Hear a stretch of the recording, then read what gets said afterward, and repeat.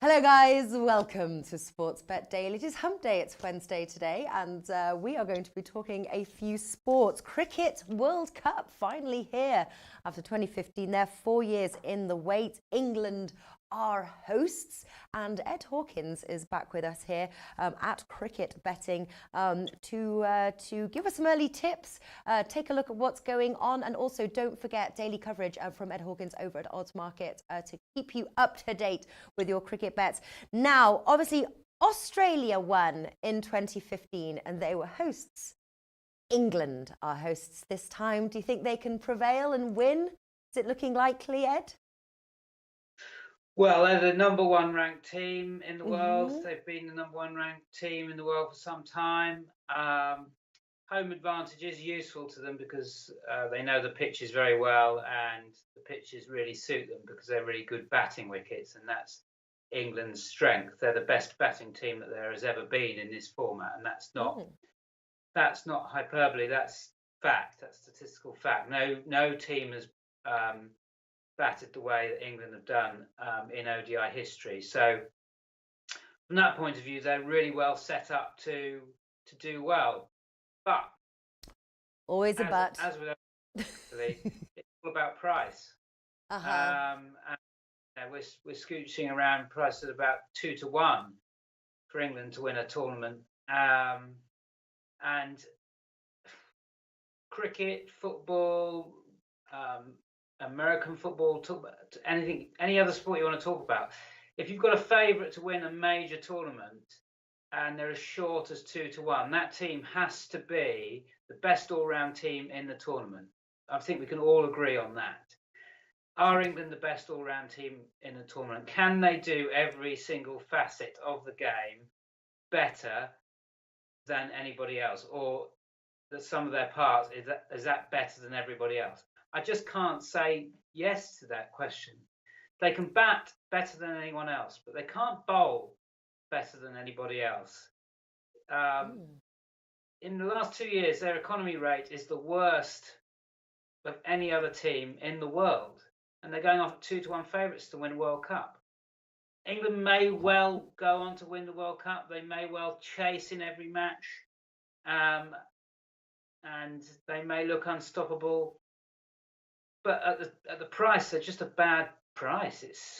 It's not a value bet. I could never advise anyone to bet a 2 to 1 chance when they can only do one part of the game to the maximum. All right. I was feeling, when you started off the conversation, we started off this clip, I was feeling very hopeful that England were going to win. And now I'm not. You're saying that they are obviously lacking. So if the price was better, would you back England, or do you still think then, is there obviously value? India come in at 4.33. Then you've got Australia there to repeat, 4.75. South Africa, 10. So based on those odds there, it kind of seems like a 3-horse race. Would you say that's so? If England were a bigger price, I'd back them. If England were 4 to 1, I'd back them.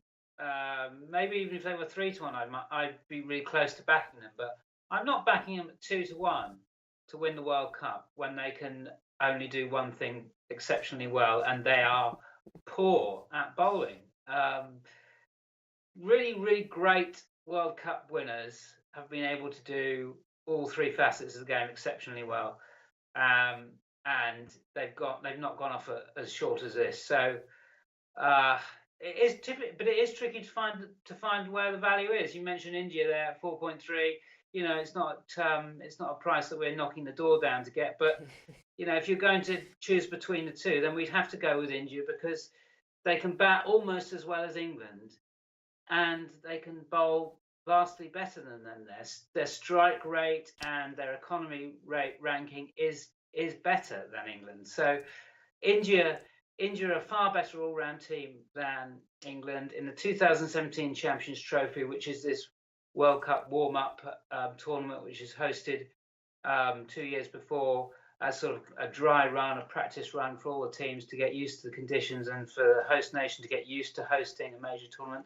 India got to the final and they were beaten by Pakistan. Where did England get? They got to the semi-finals because they got let down.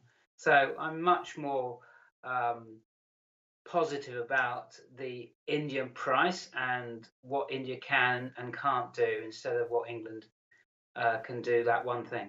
I know that, but a quote comes to mind, Ed, and it's better to do one thing well than 10 things poorly.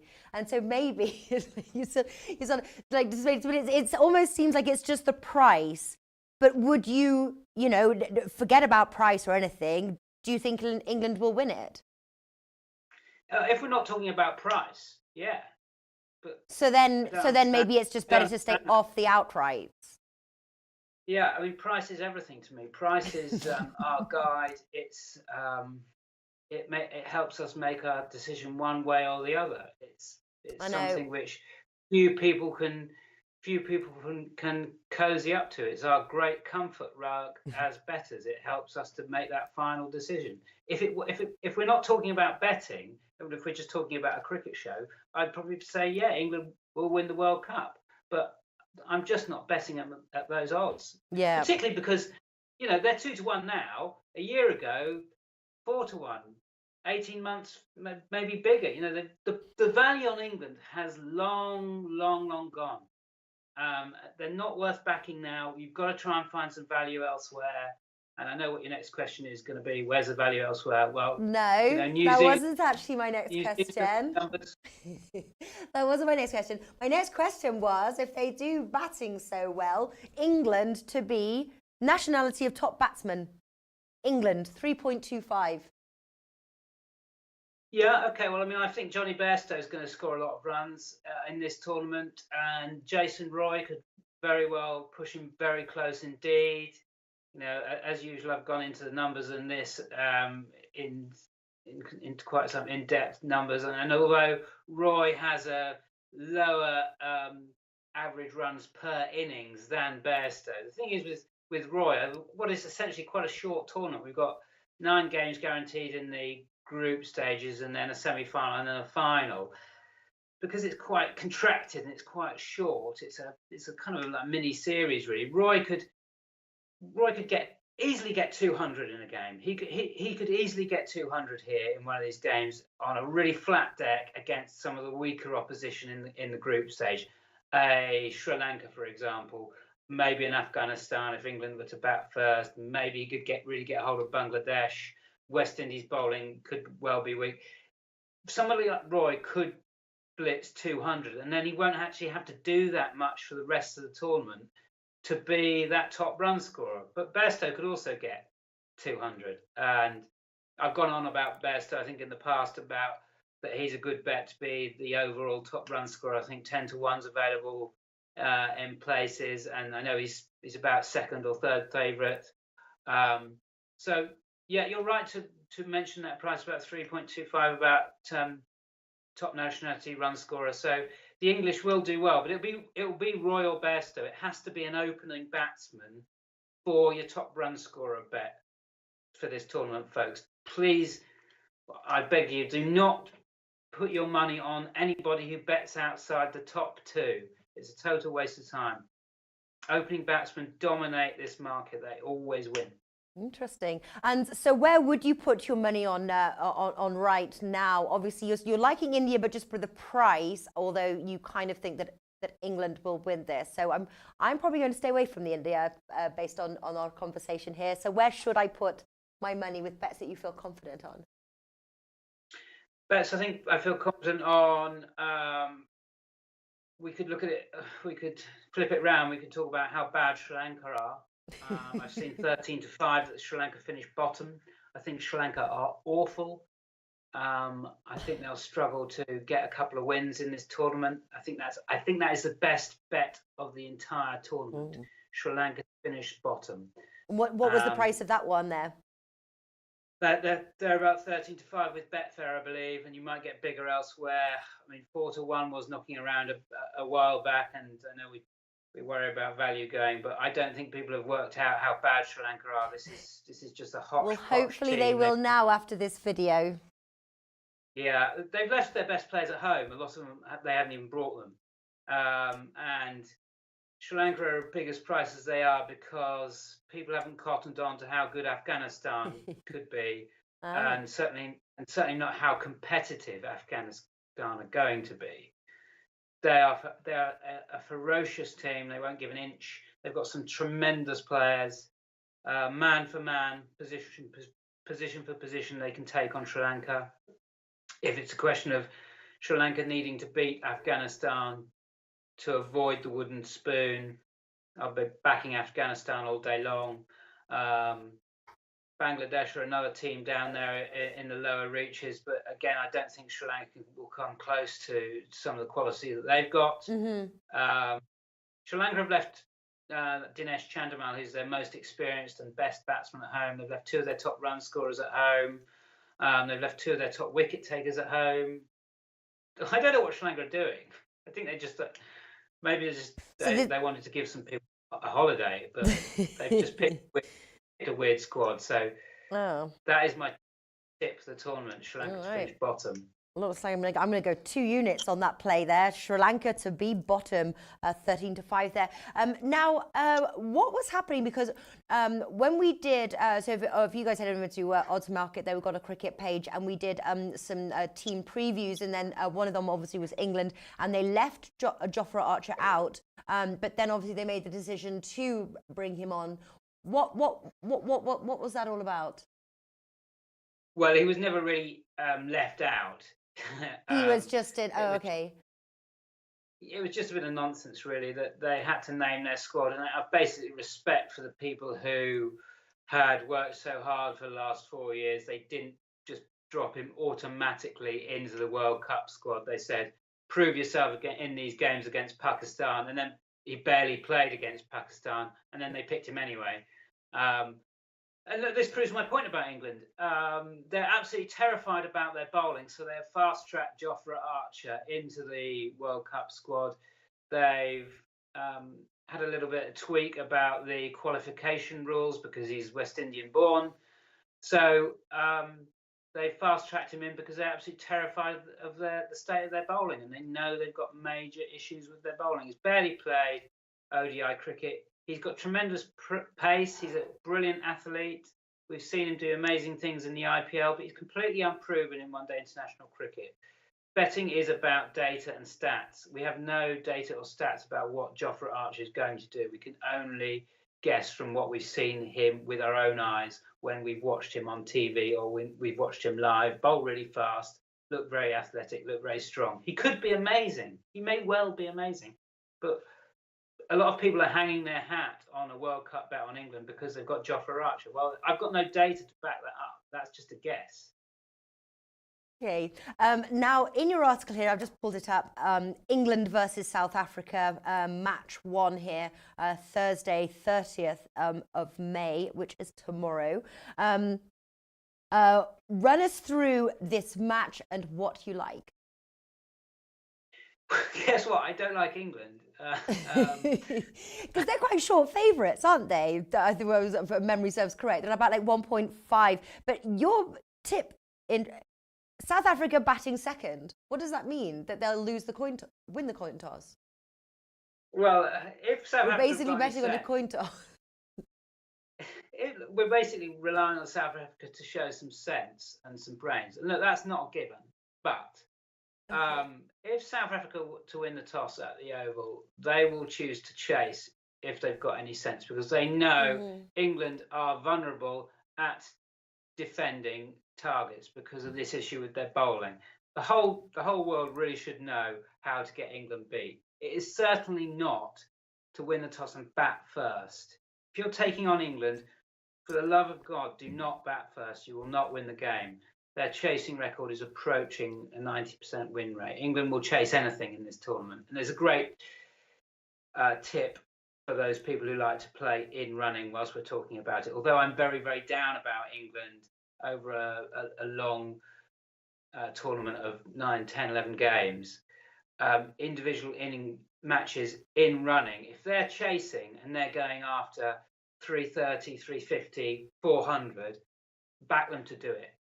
Because you'll get great prices in running about England with more than 300 on the board to go after. We saw it in the Pakistan series with going after 330, 350. There were odds against, and that's a really that is a real core strategy of this World Cup if you're an in-running punter. Get with England if they're chasing big totals. Here we go. Some sound advice there from Ed Hawkins at Cricket Betting there. Sri Lanka to be bottom. There we go. You've heard it here first. That's the play. Please, you've got to follow Ed Hawkins' cricket content. It's fantastic. So match 1 is up, and we'll be covering the matches there throughout the World Cup. Thank you very much, Ed. I'm sure I'll talk to you very soon. And let's hope that England will prevail on home soil. Thanks. All right, that was fun. He seemed a little down about England, I have to say, but maybe he's being reserved. He doesn't want to get too excited that England might win the Cricket World Cup 2019. All right, so NBA Finals is finally here. We've got Fred Astaire coming on. Is he on? No, he's waiting in the wings. There he is, Fred Astaire, everyone. And we're going to talk Golden State Warriors versus the Toronto Raptors. How are you doing, Fred?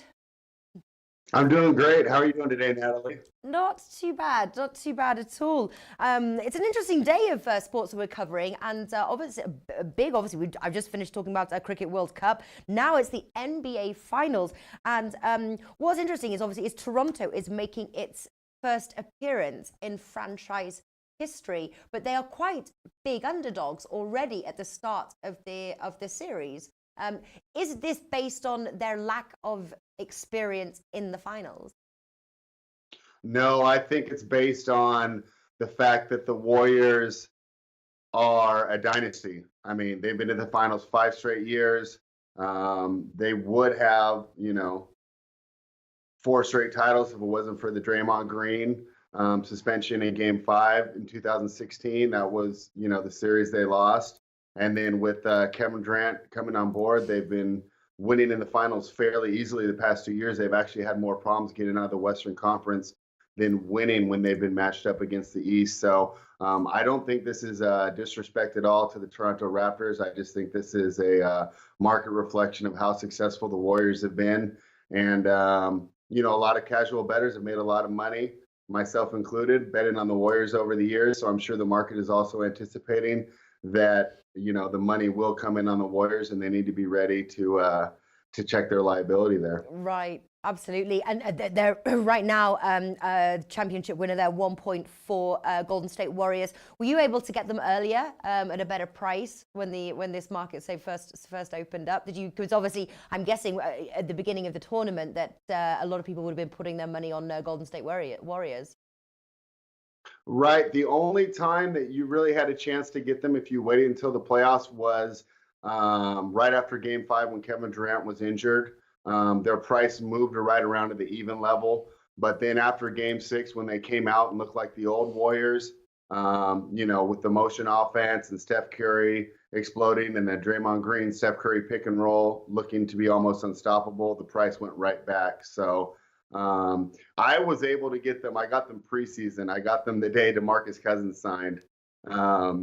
So I've had this one sitting around for a year, but I'd say there's a lot of uncertainty going into the series. I think this is a very hard series to handicap before the series because of the injury unknowns. We don't know if Kevin Durant will come back. Yeah. We don't know how well Andre Iguodala would play. And I was, sitting there and I'm looking on the internet right before we went on because DeMarcus Cousins says he'll make an announcement on his availability. Well, his announcement was that he was questionable. So it really didn't give us much information. Cousins, I'm not really too concerned about, but I think that Durant and Iguodala, especially defensively, have a lot to do with the outcome of this series. I think if neither of them play, I think that Toronto has a really good chance to win. Ooh. Okay, because I was going to say, how vital is Kevin Durant for the Warriors? I think in this case he is vital. I don't think that they really needed him to get to the Western, to the finals to advance out of the Western Conference. But I really do think that they would like to have him here. I think that the length that he provides on defense and his ability to score in half-court situations, if the Raptors are able to shut down the Curry Green pick and roll, which is the main offense they've been running since Durant was injured, I think that could be a factor. So I think Kevin Durant's availability will be huge. And the other thing is if he does come back, will he be 100%? You know, if he rushes back and he gets out on the court, he's only 70 or 80%. He's still going to be able to score, but I don't know how effective he'll be on the defensive end, and that's where they're really going to need him. Yeah, yeah. So is the first game of the series that's being played at Golden State Warriors? No, the first game of the series, Toronto finished with a better regular season record. They also were 2-0 against the Warriors during the regular season, although not all participants played. Their Raptors made a big trade since then, adding a stretch five of Marc Gasol, who also is very good defensively and a nice veteran defensive presence for him. So I went back to kind of watch those games to get set up for my preview, and I really wasn't able to glean a lot of information, especially because Durant played in both. So we don't really have an idea of how the Raptors will try to stop the pick and roll, which the Warriors have been using so well. My idea is that they'll probably try to put Kawhi Leonard on Draymond Green, and then the idea would be is if they try and switch on that, then Leonard will end up on Curry. And to have your best defender against the opposing team's best offensive player, that's always a spot you want to be in when you're designing a defense. Yeah, yeah. So the Toronto Raptors, they have the home advantage on the opening game of the series. They're priced 1.92. Golden State Warriors 2.02. So it's pretty close. But home soil, or in this case, I'm guessing home, not soil, is it? Home court. Home court. Home soil. I'm always talking football, so this is, home wood, or whatever they're running. So would you take a lean right now to Toronto Raptors, or are you looking more on the totals? Okay, so Toronto Raptors seem to be a good bet for game one. Historically in series, they have not done well in game ones. They've just had a problem historically for whatever reason. So I think that might be the reason there's not even more of a rush on them. But I would lean Toronto here in this game one. I kind of like the fact that they have a little less rest. I think they'll be a little fresher. And without really knowing Iguodala's status. Now, he says he's going to play, but how healthy will he be? Remember, the last time we saw him was in Game 6 of Houston, where he missed the whole fourth quarter with a calf injury. The MRI came back negative, but that doesn't necessarily mean that he'll be ready to play. If this were the regular season, we know that there's no chance that he would be playing with the condition he's in. And he's really one of their switch defenders that they really need. And if he's not 100%, I think the Raptors will be able to take advantage of that. Another one that I would look for game one is the under is 213. And I would lean under. I think that it'll be kind of a slow game to start and with teams feeling each other out. So I'm also looking at the under for game one, under 213. And a fun one for a player prop, if we're looking, will be Pascal Siakam over three-pointers over 1.5. That's actually a player prop from one of my betting partners, Noops. Now he's doing a lot in the three-point market, and and I kind of agree with him here that we think that Siakam will get a chance. The way the Warriors will design their defense should leave Siakam with some open looks. We think that they will key on Kawhi Leonard, Gasol, and Fred VanVleet, leaving Siakam a chance to get some open three-point looks. Okay. You've got here, obviously, the betting tips. Read your article over at Oddsmarket. Klay Thompson to score the most points in the series. Odds of 17. That's not a bad price. Run us through what brought you to that conclusion. Well, the thing was, I didn't really want to tip a series price, especially because I was writing it over the weekend, and I had even less knowledge about the injuries. So the tipping the series price was out. It was like the numbers said that I should take the Raptors. Mathematically, you should take the Raptors. But do you want to be the tipster that gets in front of this freight train that's the Golden State Warriors dynasty? I didn't want to do it. So I decided to kind of look at the markets a little more. And my idea was, number one, Klay is just as an explosive scorer as Steph. He doesn't do as much off the dribble, but especially if Durant plays, his teammates will find him if he gets hot. They will feed the hot hand. And, he's as great a three-point shooter as there is in the league right now. And if I was the Toronto Raptors, I would be focusing all my energies on stopping Steph Curry and in this Draymond Green, Steph Curry pick and roll. Now, if that happens, and Klay Thompson gets hot, we know we'll feed him. I mean, it's 17.0 or 16-1. I mean, I could not pass down the odds. I thought it should have been at between 5 to 8. So the number just jumped out at me.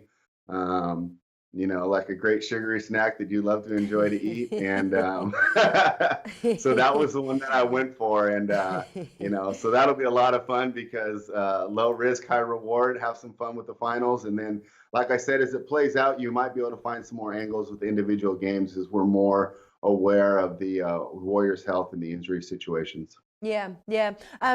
We've got finals MVP, and obviously Stephen Curry, quite a clear favourite there, 1.72. What sort of typical things makes an MVP, and do you think that he is in line to finally be it? Oh, that's a good question. Yeah, Steph Curry. I would think that he would have the best chance if they do win. Since Durant's gone down, he's averaged more than 30 points. He's had more than 30 points in every single game. They run the offense through him. He's a great ball handler. He can score off the ball, or if he has the ball, he can create his own looks. And he's kind of like the heart and soul of the team. When he gets going, you can see the whole team get excited on both ends.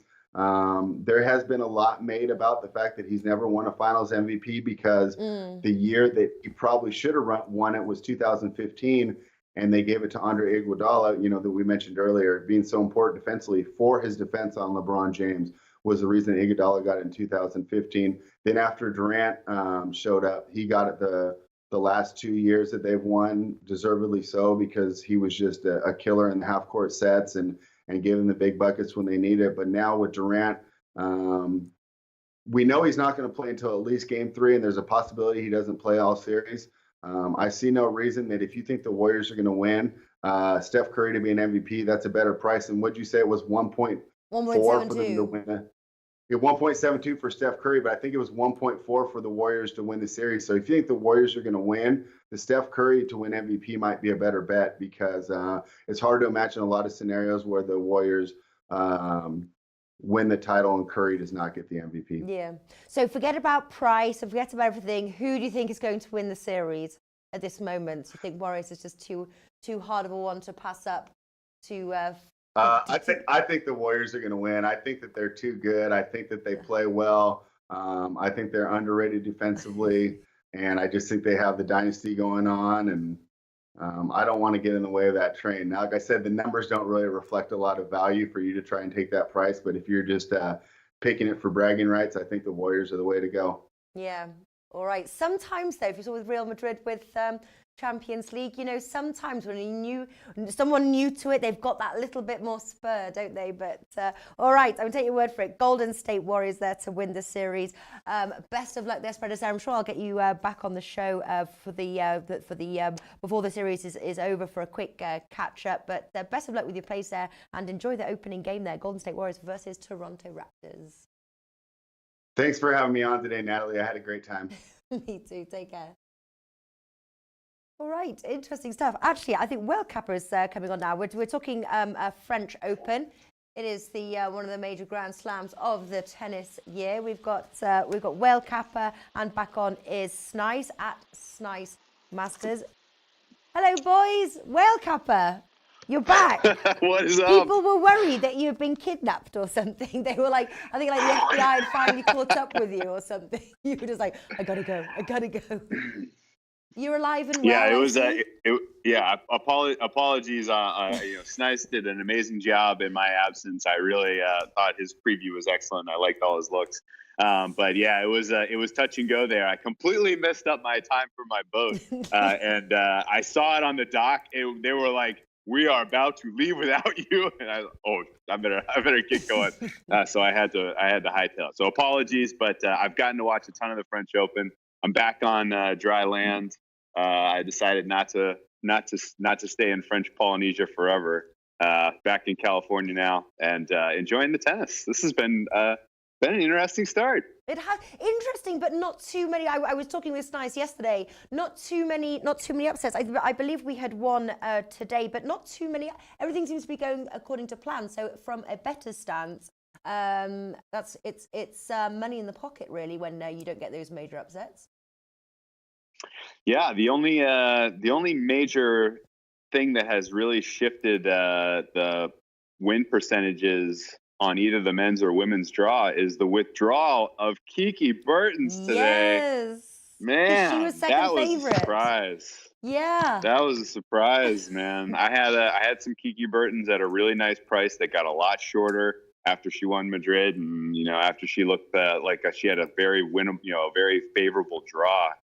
This opens things up pretty well now, and it's a shame because she was really finding her peak form. This was probably the year that she could have made a final. It would have been pretty cool to see, but not to be, Kiki, not to be. Not to be there. Snice, you were like shaking your head. Did you have some futures plays on her? This was quite the upset. Yeah, I did indeed. So first of all, welcome back, Well Capper. A little bit of trouble in paradise, but nice to see you safe and sound back on dry land. Yeah, I did go ahead and take Kiki Bertens at 10 or plus 900 pre-tournament. So, and the draw, like Whale said, was opening up really nicely for her. I had her as pretty much a surefire finalist at this point, but she withdrew. Quoting an illness, she couldn't feel her muscles and she couldn't feel power. So she had to withdraw 5 games in there. So that's really unfortunate for that future. But on the bright side, that is excellent news for my other outright because I have Marketa Vondrosova as a really nice price. And I really do believe she can get to the final now because Bertens would have been her semi-final opponent. Okay, well that's good. So there is some good news in all of this. But what about you, Well Capper? Has that opened up any of your outright plays? Because I know you don't just take one. No, I was all in on Bertens on the bottom half. Really, I have some Marketa Vondrova as well. I really like that look that Snice laid out last time, and she's looked okay. I wasn't overly impressed with her to this point, but she it's early. She still has a couple of matches ahead of her where she can kind of build a little bit of power and a little strength. I'm starting to get a little nervous about Karolina Pliskova in the bottom half. I don't really know where this clay form came from. She's done fine on clay in the past. She's always underwhelmed in the slams in general. She still hasn't ever, she's still looking to kind of break her maiden as far as getting her first kind of Grand Slam title. And she's playing really well, really confidently. She's got Kachina Martinez now helping her, strategize. Martinez was instrumental in getting Gabrielle Muguruza to Wimbledon title a couple years ago. So it's if I had to take a dabble on the bottom half of the draw at this point, I'm probably looking in the direction of Karolina Pliskova. It's worth noting Muguruza, for what it's worth, I had no expectations of her coming into this tournament, but the way she fought back in her round 1 match and the way she carried that form through a second round win was pretty impressive. So if she continues to build, she's going to be someone to watch out as well. Other than that, I'm not overly impressed with really any of the women to this point, I have to say. What about you, Snides? Are there any women that have impressed you with form that has been surprising that you weren't really rating heading into the French Open? I wouldn't say I have any surprises, so to speak, but Petra Martic has been really, really good. She absolutely demolished Kiki Mladenovic today. Straight sets, absolute obliteration, and that I wasn't expecting because she'd been really good on the new coach, Sacha Bajin, but she just stood no chance. She was outpowered there. So I would definitely look up for Petra Martic. All right. On the men's side, I think we were talking yesterday, Snice, obviously about Rafa Nadal. Obviously, he's big favourites there. Novak Djokovic. So to ask you, Whale Capper, who do you think is it a little bit more clean cut on the men's side based on what you've seen? Yeah, almost certainly the fourth quarter is still wide open for Nadal. Breaking down the fourth quarter a little bit, I had no expectations that Pablo Carreño Busta was going to do anything in this tournament. He's done virtually nothing in all of 2019 to this point. And, it looked like his career was kind of getting derailed for some reason. but he kicked major butt today. He was great. And it wasn't just the actual scoreline. What I saw of his play was superlative. And he's a clay court specialist in my mind. He's good on hard court as well, but he especially excels on clay. Some of his biggest accomplishments, his titles from a couple of years past, have been clay titles. And I have him circled for a round 3 win, and then likely good matchup for him in round 4 against Kei Nishikori. Kei Nishikori is the favorite to come out of that section and make the quarterfinal and challenge Rafa. I don't think it would be much of a challenge, but he's the favorite to make that quarterfinal in the 4th quarter. But I've got Carreño Busta circled now after what she put on a show today. He looks like he's saved up his best of this clay cycle for this tournament, which is cool. And good to see, because I've always cheered for him. He's made me a lot of money in the past backing him as a short, underpriced dog, and I think he's going to have that opportunity a couple more times here before he goes head to head with Rafa in the quarterfinal. And still, there's no one that looks anywhere close to the class of Rafa on the bottom half of this draw. If he doesn't make the final, it will be an epic upset. Like there's really no one at all. Maybe Stefanos Tsitsipas may come out of the 3rd quarter and give him a run for his money in the semifinal. But I would be more surprised if he lost. I would be more surprised if he lost than I would be if he didn't lose a set between now and the final. Seriously, he could go 3-0 the whole way in.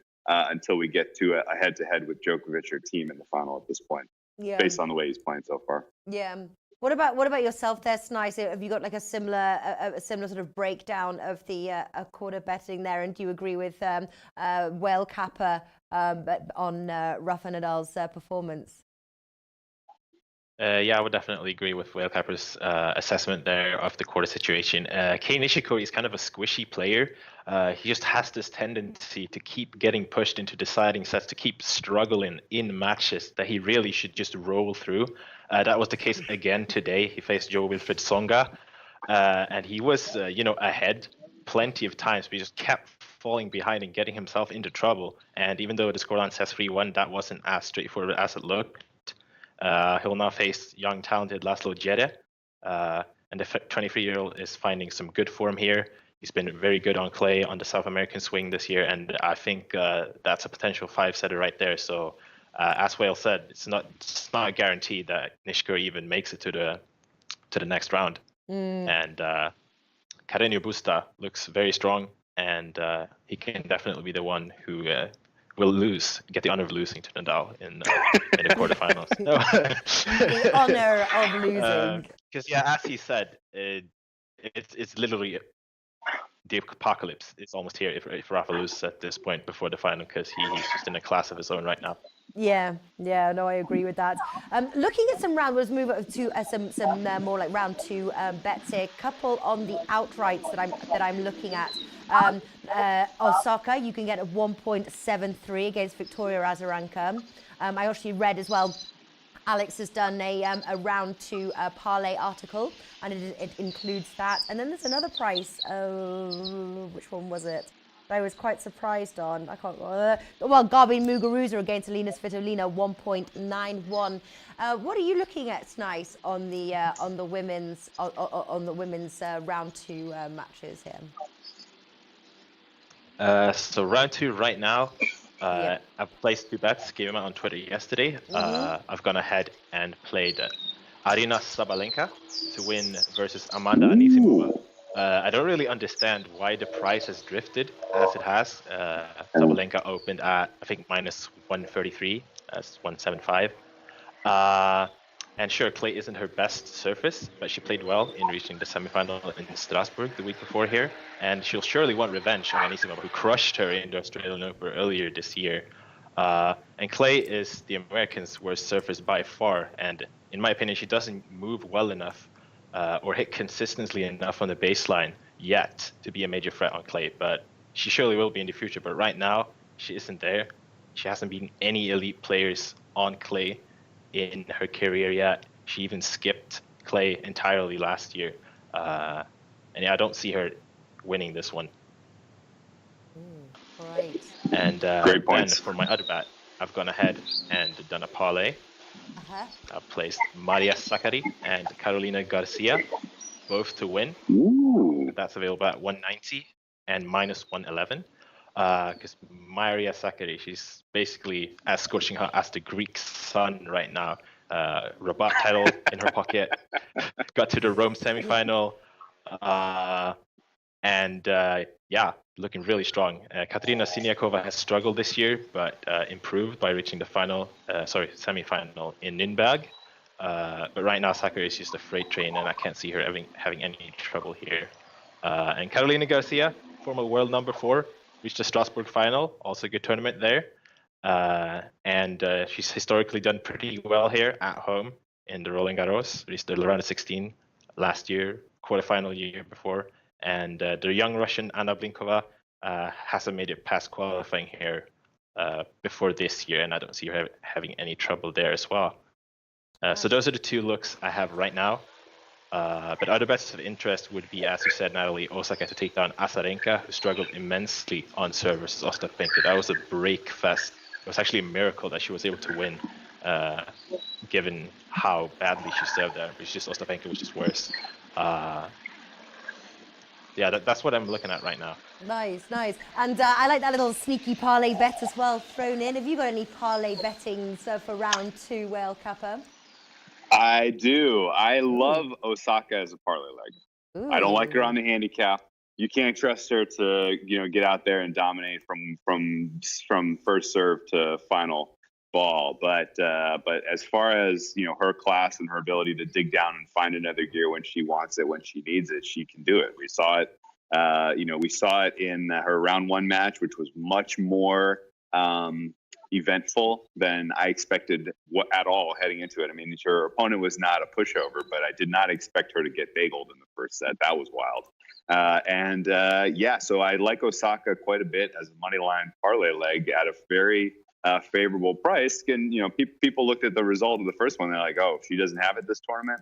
I don't know. I think she's playing her way into form on clay a little bit. We saw her withdraw from a couple tournaments, so she hasn't quite gotten the reps, the matches under her belt. So it's going to take a while before we see her best. But I still think she gets the win here because she's got the tools and she's got the gears that the other gals do not on this surface and in this tournament. She makes a nice parlay leg with Australian Sam Stosur. Mm-hmm. For whatever reason, Sam Stosur continues to be underpriced on clay. By my estimation, that's her best surface. People think of her as an Australian player and she's good on, hard courts or something like that. I don't agree at all. I think clay is really where she shines. She's an experienced player. She's been through numerous slams at this point, and she's much stronger than her Russian opponent and should dispatch her in this one. I backed her at when the price on the open, it was even more favorable price. But at this point, if you haven't already gotten a piece of Sam Stosur, I like her parlayed with Osaka. Get a nice little close to just under $3, I believe, if you pop those 2 together in a little ACA. And that's my favorite look for the women's side. Although Snides made a really nice point on Sabalenka. I'm probably going to get involved there too. And Garcia has always been one of my favorite players in this tournament year over year. She's fun to cheer for. She's fun to root for, and I'll be pulling for that one for you too, Snides. Wonderful too. Alex is at Need for Tips. He's going Federer to win 3-0 at 1. He's doing 2 round 2 trebles. So Federer to win 3-0 at 1.4. Bencic to win. That one's good. That one's good. That one's already home. That was already home, is it? Bencic to win at 1.31. I'm not sure. Is that match still on? It was 1-1 right before we went to air. Do you know, as nice, did Bencic clinch that? Because I kind of have been following Bencic, hoping she does something good in this tournament. And now that Kiki's out of her quarter, Bencic might go. What do you think? I think it says suspended. Bencic is a player that right now, just quick on that match, is interrupted right now due to probably because the darkness. It's either rain or lack of sunlight at this point. I don't know there, but yeah, Bencic has really just played herself back into form. She made a breakthrough when she was really young and started crushing players left and right, getting into the top 10 and everything. Then she got injured and struggled a bit in her career. And it's been interesting to read articles on that and her talking about the increased mental maturity, how it's helped her to play with Roger Federer, and just getting back to that level again. She had a crazy run where she beat I think 6 or 7 top 10 players in a row earlier this year. And she's definitely a threat, legitimate threat, absolutely. All right, so that one's suspended, and then he's got Osaka to win at 1.7. He has another treble. If you guys are watching, are interested, head on over to oddsmarket.com to the tennis page there, and it is listed. All right, so we have to quickly wrap up because I can see we have got Craig Edwards in the wings here. All right, men's plays. Let's start with you, Well Kappa. What are you liking? The rest of round 2 men's plays. I like 2 dogs tomorrow. I like Kyle Edmund on the money line. Not a lot was expected of him in this tournament. I thought he had one of the more impressive performances in round 1 of the men who kind of were coming in under the radar. He's had very nice runs in slams before. He's shown himself to be kind of a 5-set champ. He can go the distance. He's not a kind of guy that gets up 2-0 and kind of loses his focus, and he's not a Zverev. We'll say. And so I like Edmund a lot as a dog. I'm seeing him at about 2.5. I think he wins that outright. Could be a long match too, so the over's a nice look there. And I like Ivo Karlovic.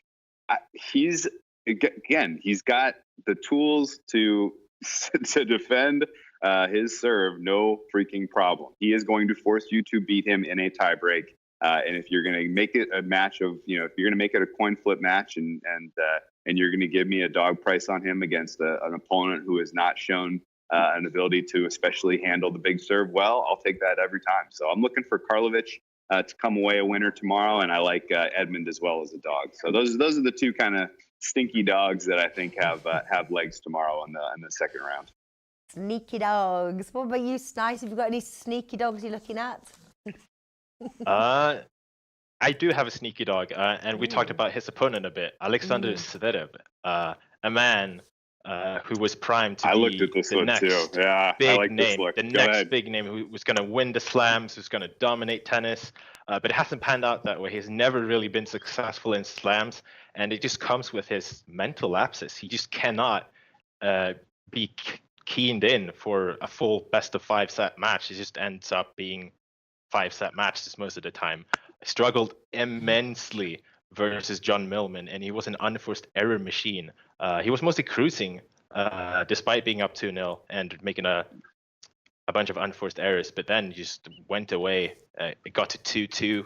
He started up a career high 14 double faults, made 73 unforced errors in that match, and he'll face Swedish kid Mikael Ymer, who won his first slam match in impressive fashion. He's a solid mover around the court. And he had an interview after his first round 1 match in Swedish. And he's just talked about the preseason, how it's helped him. He's got a new people on his team, and it has helped him develop. And he's going to reach a career high of rank 120. And these players actually faced each other in Ymer's first ever match in Stockholm, 2015. Zverev was ranked 83, Ymer 617. Ymer took a set off him. And that's what I'm playing here again, over 3.5 sets at 2.02 or plus 102. Cool. All right. Great look. And if there is one bet of all of round 2 that you would suggest for me to bet on, either from the men's or the women's side, you can include your parlay, whichever one. Well, Kappa, where should I put my money? Give me one bet. Probably Djokovic money line, I think, is pretty safe to play. I don't think you're gonna sweat that one too hard. You're probably not gonna get a great return on that, but that's a good look as you're ever gonna find. No, in seriousness, boy, men's or women's, I think my favorite look is Sam Stosur, and granted, I got a much better price than is currently available. So kind of do your homework and find a good shop where the line hasn't moved quite as much. But Sam Stosur is a dangerous player on clay, and the market does not price her that way. So that's probably my favorite play of round 2. All right, same question to you, Snice. My favorite play right now, I'd say it's Arina Sabalenka.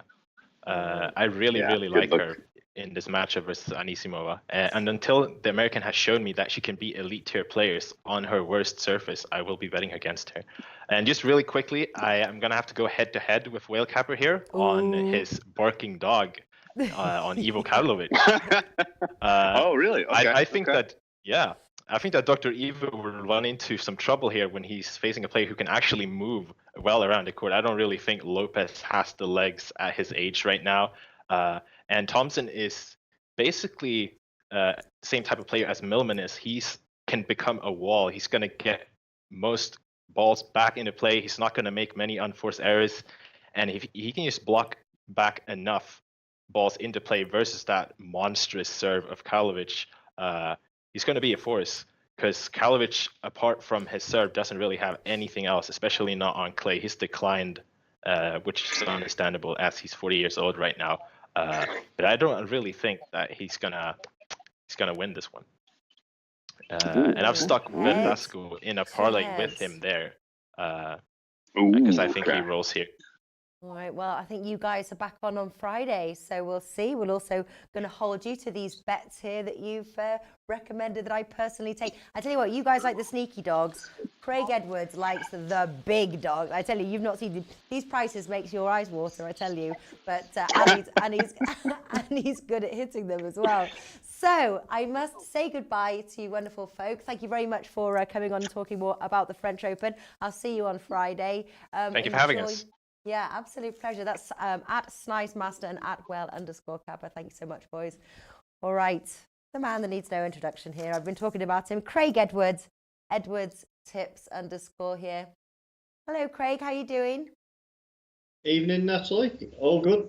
Yes, I'm fine. How was your break? Have you come back refreshed? I just caught the last. I think they were changing the sound thing. Sorry, what did you just say?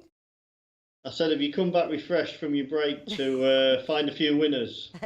I certainly have. And I tell you what, though, Flash was doing an awesome job. I'm going to see if there's a way we can get him, because he knows so much about golf. So you guys were really gelling. I thought it was. I was watching it from the wings in where was I, in Boca Raton? Yeah. In Boca Raton, yes. So here we are. I tell you, it's you and Eric Kelly that produce these very high, glorious odds here. So I'm interested to see what you've got for us today. So we're talking PGA Memorial Tournament, and it's being played in Murrayfield Village.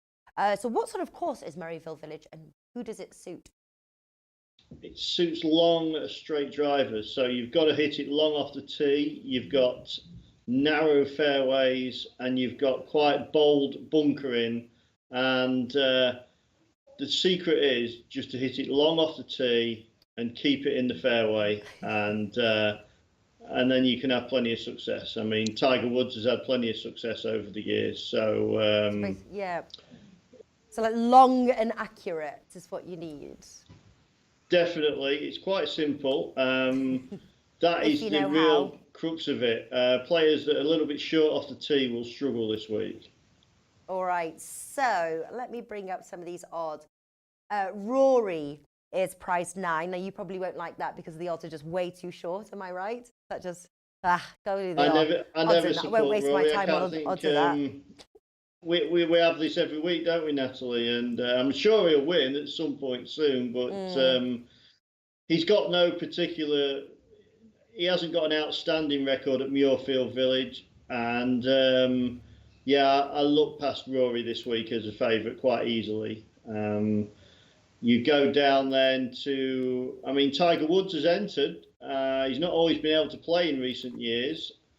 5-time champion. That will be interesting to see how he plays this week, having missed the cut at Bethpage in the US Open. But 5-time champion, if he happens to get in contention come Sunday, it won't be a biggest surprise if he won, but I think he'll be after a solid week. We've got the US Open coming up at Pebble Beach in 2 weeks, and I think this will be just an exercise to keep fit and get himself kind of on the straight and narrow again with his fitness, and probably try and get 4 rounds in. So that will be the plan for him, definitely. Yeah, all right. A Tiger Woods coming in at a slightly longer. They can get odds of 16 in some bookies, 13 Bet365.